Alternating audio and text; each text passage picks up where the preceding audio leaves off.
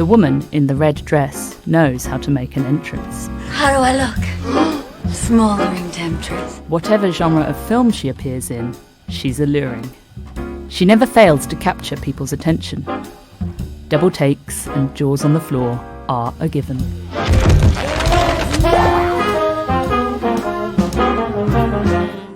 The woman in red has represented unrestrained sensuality on screen for almost as long as people have been creating representations of unrestrained sensuality on screen. She even somehow existed in black and white cinema. Julie, it's red. It's gorgeously red. You can't wear red to the Olympus ball. And while she's not always exactly subtle, How do I look? men want her. She's beautiful.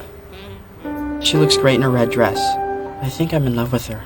And women also want her. When you're dancing her dance, you don't stand a chance. Her grip of romance makes you fall. She provides the title and concept for an entire film in the Gene Wilder vehicle The Woman in Red, a movie as flimsy as Kelly LeBrock's outfit. But does cinema show the lady in red as having any defining characteristics beyond sex appeal? In The Matrix, she's a consciously crafted creation designed explicitly to distract Neo, giving a postmodern wink to the usual traffic-stopping function of the woman in red in films. Were you listening to me, Neo? Or were you looking at the woman in the red dress? I was... Look again.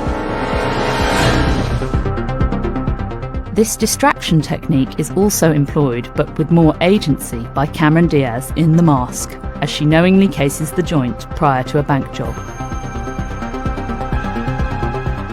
While Vesper Lynd in Casino Royale appears to have colour-coded her betrayal of Bond. When she's finally unmasked, she's wearing red. She's sexy, but you can't trust her. Unlike a run-of-the-mill sexpot, the femme fatale in the red dress is more likely to have an angle or a scam on the go.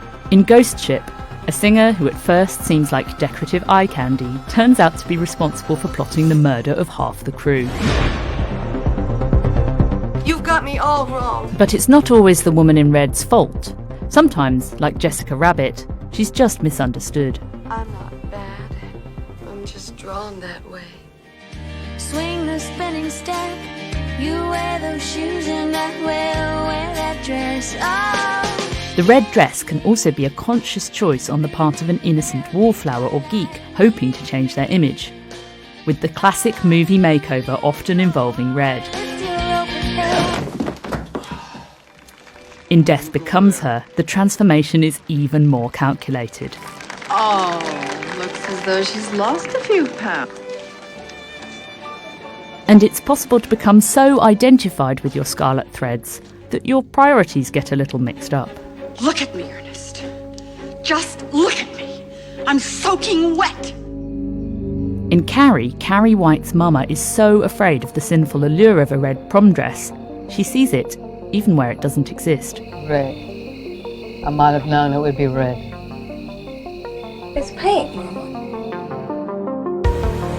Maybe she had a good reason to be concerned.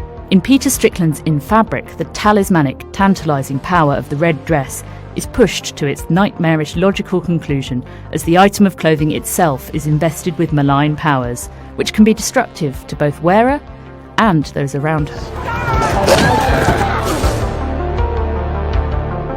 The strange power of the red dress ultimately transcends death. Good girls go to heaven. A woman in red goes everywhere.